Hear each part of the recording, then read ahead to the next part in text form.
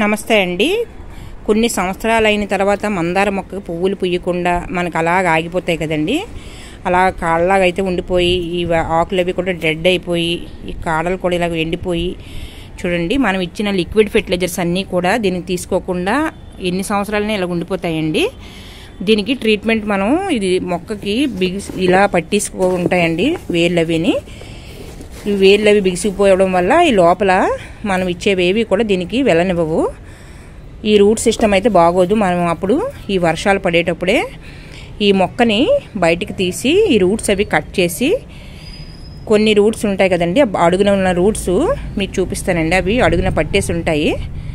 ఆ రూట్స్ అన్నీ కూడా తీసేసి మళ్ళీ దీన్ని బయటకు ఓపెన్ చేసి కొత్త మట్టి, కంపోస్టు, ఈ కౌ మెన్యూర్ అన్నీ ఇచ్చుకొని మళ్ళీ మొక్కను సరి చేసుకోవాలండి. ఈ మొక్క అంతని కూడా గట్టిగా ప్రెస్ చేయాలండి. ప్రెస్ చేసిన తర్వాత అప్పుడు ఇలా రౌండ్ తిప్పి మనం ఒక్కసారి మట్టిని బయటకు తీయాలండి, కవర్ చిరిగిపోకుండా. చూడండి, రూట్స్ డ్యామేజ్ అవ్వకుండా మనం దీంతో అంతా మట్టిని రిమూవ్ చేయాలి.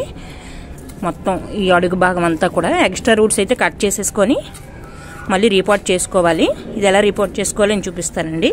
మొక్కకి ఈ మాత్రం రూట్స్ అయితే ఉంచి మళ్ళీ మొక్కని రీపోర్ట్ అయితే చేసుకోవాలి. చూసారు కదా, మొక్కని అంతా మళ్ళీ అంతా ఓపెన్ చేసేసి మట్టి అంతా తీసేసి సగం మట్టి వేసి మళ్ళీ మొక్కను పెట్టిన తర్వాత మనం ఇందులోకి కౌ మెన్యూర్ను మట్టి కలిపి ఈ పాత మట్టే మళ్ళీ వేసుకుంటే సరిపోతుందండి. ఇదంతా చుట్టూ కప్పేసుకొని ఫుల్గా క్లోజ్ చేసేయాలి. గట్టిగా మొక్కనైతే ప్రెస్ చేసుకోవాలి. ఈ మొక్కని రీపోర్ట్ చేసుకుంటా మట్టిని ఇలా ప్రెస్ చేసిన తర్వాత ఇలా వదిలేసి మనం ఈ ఎక్స్ట్రా కొమ్మలు అయితే ఉంటాయి కదండి, ఈ ఎక్స్ట్రా కొమ్మల్ని ఇలా కట్ చేసేసుకోండి. కట్ చేసేసుకున్న తర్వాత ఇక్కడ వీటికి ఎండింగ్లోని పసుపు అయితే రాసుకోవాలి.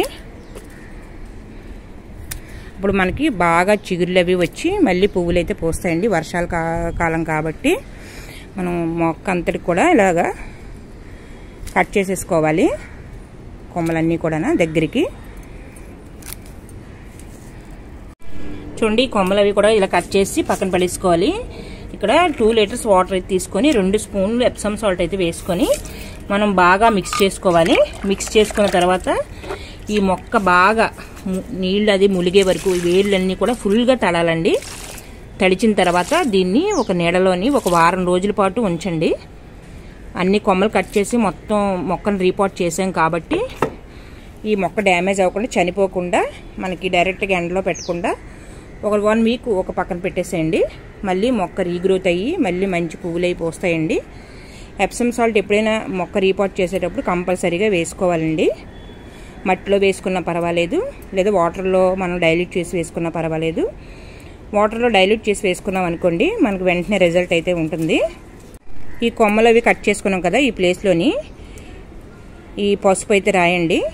పసుపు రాస్తే ఈ కాడ పాడవకుండా, మనకి ఇన్ఫెక్షన్ రాకుండా కాపాడుతుంది పసుపు. ఈ పసుపు కూడా ఒరిజినల్ పసుపు అయితే ఉండాలి, ప్యాకెట్ పసుపు కాకుండా. మనం పసుపు కొమ్మలు అయితే ఆడిస్తాం కదా, ఆ పసుపు అయితే వాడుకోవాలి. దానికైతే మంచి రిజల్ట్ అయితే ఉంటుందండి. కటింగ్స్ ఎప్పుడైనా మనం కట్ చేసుకునేటప్పుడు ఏ మొక్కలకైనా సరే ఇలా చేసుకోండి. ఈ కొమ్మ పాడవకుండా మొక్క కూడా బాగా పనిచేస్తుందండి మొక్కకి. ఈ వీడియో కనుక నచ్చినట్లయితే లైక్ చేయండి, షేర్ చేయండి, సబ్స్క్రైబ్ చేసుకోండి.